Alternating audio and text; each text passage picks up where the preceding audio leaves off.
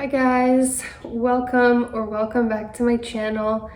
I'm Anna. I don't know how to introduce myself today because I am no longer a doctoral candidate. I did pass my dissertation with distinction, and so I don't know what I am. I'm kind of in this limbo in between internship and I'm still taking one class, but I finished my dissertation, so I don't technically have a name other than psychologist in training, which is what I've always been, but yeah, that's probably what I'm going to introduce myself as for the next few months. As you can probably tell, my voice sounds very different and I probably look like shit. I mean, I know my lymph nodes are literally the size of golf balls right now.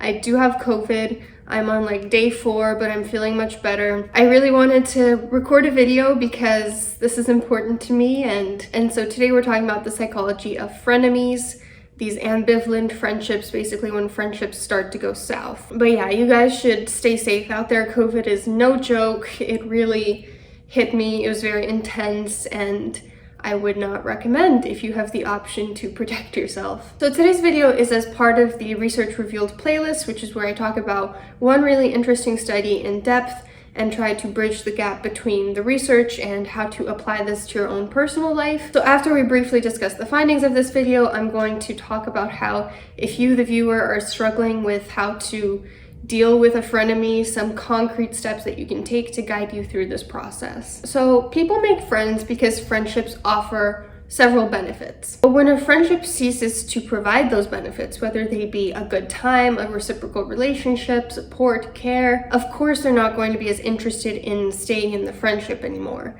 Friendships take a lot of energy. If you just keep giving from yourself and the other person doesn't ever really give back, it's not really feasible long term to keep that up. But before we go into the findings of today's study, what does past research have to say about frenemies? Past research has found 55 reasons why people tend to end friendships, which can kind of be categorized into 4 broader categories: selfishness, romantic involvement, lack of frequent interaction, and perceptions of friends and family. This certainly makes a lot of sense. Like when I think back on the friendships that I've ended, a lot of them were due to selfishness, like the other person always being late, being flaky, being unreliable, never reaching out first, and so on. Or lack of frequent interaction, like this person just wasn't there for me enough for me to really continue seeing them as a friend. It's also very interesting that romantic involvement is also a major category. If you think about it, things like friends with benefits arrangements or just losing touch because someone got into a relationship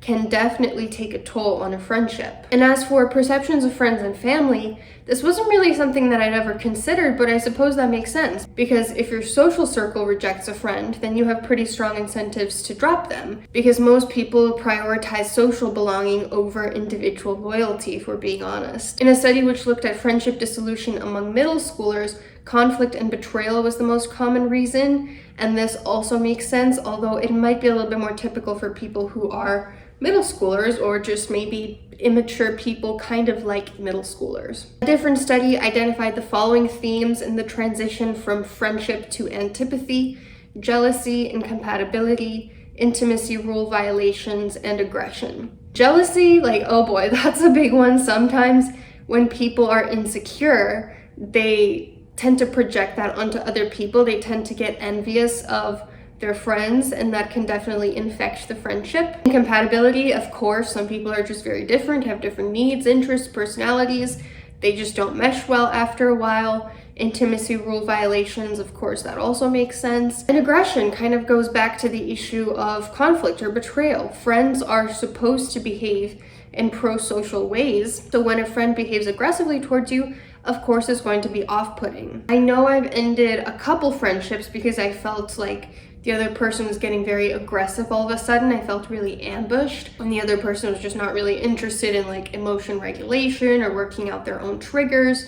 And I have no interest in staying friends with somebody who would attack me that way, because you expect if you let someone into your circle, into your safe space, that they're not going to attack you. But once they do, that really causes you to change your perspective. You can sort of view friendship on an axis in terms of positivity, in terms of high-low positivity, and negativity, like high-low negativity. A friend is someone who is high in positivity. They contribute a lot of great things to your life, and low in negativity, meaning they don't contribute a lot of things that make your life harder. An enemy is someone who is high in negativity and low in positivity, of course, kind of opposites.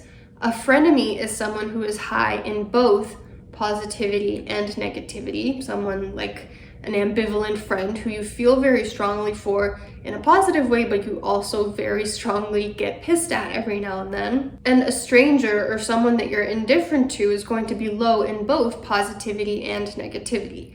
This is, when you're just walking down the street, someone looks at you funny, you don't know them, you don't really care. They don't contribute a lot of negativity to your life because you just don't know them like that. A higher number of frenemies or ambivalent relationships in your social circle, as they tend to be called in the research, are associated with higher cardiovascular reactivity to stress and higher rates of depression.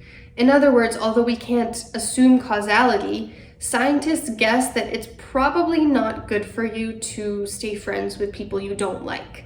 They hypothesize that it's not just the negativity of frenemies that is detrimental to you, but rather the combination of both positivity and negativity. In that case, why do people keep frenemies around?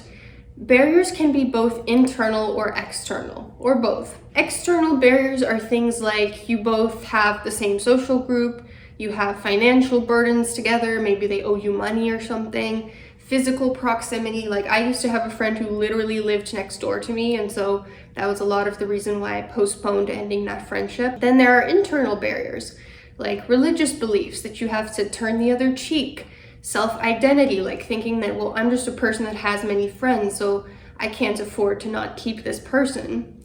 A sense of commitment, things like that, all internal. And I would wager that actually if we get down into the nitty-gritty of the external barriers, probably a lot of them have an internal piece to them, like physical proximity, not really an external barrier. If you think about it, it's the internal barrier of, I don't want the discomfort of having to see this person every day. So the present study investigated the questions, why do people stay in ambivalent friendships? Do they use certain maintenance strategies such as distancing to cope with them? And they theorized that both the positivity and the barrier hypotheses would play a role. The sample was 225 undergrad students, and the findings supported both hypotheses. So the barriers to leaving the friendship were more internal than they were external.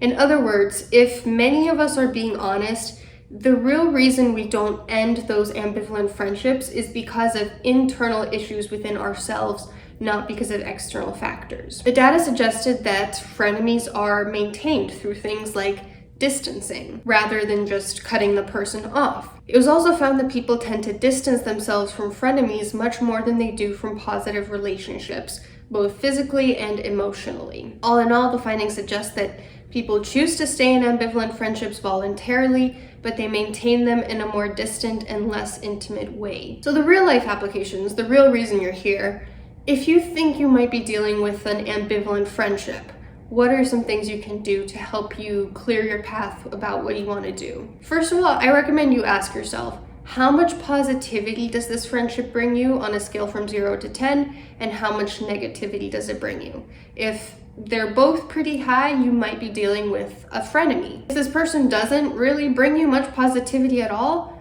would you even call them a frenemy? Are they even really an ambivalent friend, or is this someone that you don't really need to have in your life to start with? Now, what is it about this friendship that's causing the negativity? Is there jealousy, selfishness, conflict, betrayal, lack of frequent interaction, aggression, etc.? If so, you may want to consider this.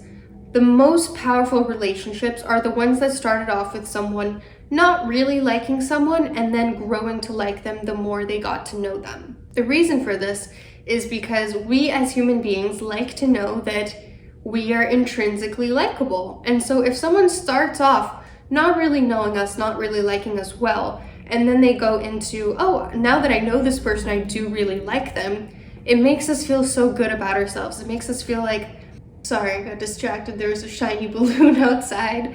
COVID brain. Anyway, so it makes us feel like, yeah, we are really likable. We are really great. We are really worthy. Of course, this person progressively liked us more and more. The issue with frenemies is that you start maybe liking this person, and then the more you dislike them, the more you get to know them, the more resentment that builds. And trust me, I've been there. I know what it's like, how difficult it is to start off with you and someone really liking each other, and then the more you get to know each other, the less you like each other. It's like, wow, like there's something about me that's just like not great. Like this person, the more they get to know me, the more cracks they see in me, and vice versa. The more I get to know this person, the more cracks I see in them, and the more this makes me feel icky about this relationship. So it's kind of a problem if you start off liking someone and that kind of goes downhill from there. It's kind of a problem to dislike a person more and more over time, because that breeds a lot of resentment and a really, really fragile relationship between the two of you. The next question I recommend you ask yourself is, what is it about this friendship that's positive? Do the positives outweigh the negatives for you? Does this friendship bring you enough that you are willing to possibly endure high stress and suffer because of it, and know that it's associated with poor health and mental health outcomes? There's no right answer, just, reflect on that. It's kind of motivational interviewing. Next, what are the barriers stopping you from ending this friendship? What are the external barriers? What are the internal barriers? And like I said, you may find that the external ones are really internal. Like, let's say you both belong to the same friend group. Okay, like that's not really fear of we both belong to the same friend group. That's fear of social discomfort or rejection, both of which are internal processes which can be internally regulated, which are within your control to manage. Sure, you can't control that the other person is part of the same friend group. You can control emotion regulation. Are these barriers things that you can troubleshoot or get rid of? Like, could you talk to your friends about what it might look like if you decide to no longer be friends with this person and be like, hey, I'm really struggling with this. I don't want to make interactions awkward in the social group. I just kind of want your advice on how this could look for us realistically, like what you think your role would be, like how you think this would play out. Like, I just want to kind of see what's happening. Could you journal about your fears to realize that ultimately you might rather have peace of mind than live in fear? And then decide what strategy you want to employ. Do you want to maintain this relationship, or you just keep this up as if it's a positive friendship? Do you want to distance yourself by slowly phasing them out to avoid conflict or drama? Do you want confrontation? You want to explicitly cut them out of your life? All three of these have their pros and their cons. Don't ever let someone try and convince you that there is the one right choice for you. Ultimately, it's very context dependent, and you're the only person that has to live with the consequences of this action. I remember in a previous video on cutting off a friend, I mentioned that I personally prefer to phase people out. Like I said, there have been confrontational moments where I did end friendships very cut and dry. But if I have the option, I prefer to not have that drama. And I still to this day remember there was this one comment that was like, that's immature, and I think you need to like confront them and tell them the truth. With all due respect, no, I don't. Like, no one has to do exactly what you think is correct, because it's not your life. You're not the person that has to live with the consequences of this choice. For me, I know conflict, aggression, arguing, fighting, those aren't good for me. They don't make me feel good.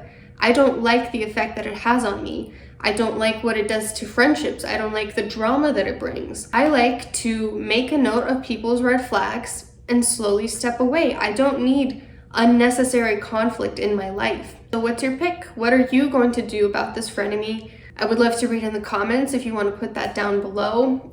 By the way, I did read, I think, most of your get well soon comments in the community post I made, and it was so heartwarming. Like, I truly am touched by you guys having such warm, positive feelings and sending those out my way. I don't always read comments, but I did on that post just because you all were so sweet. And yeah, I wanted to say that I really appreciated that.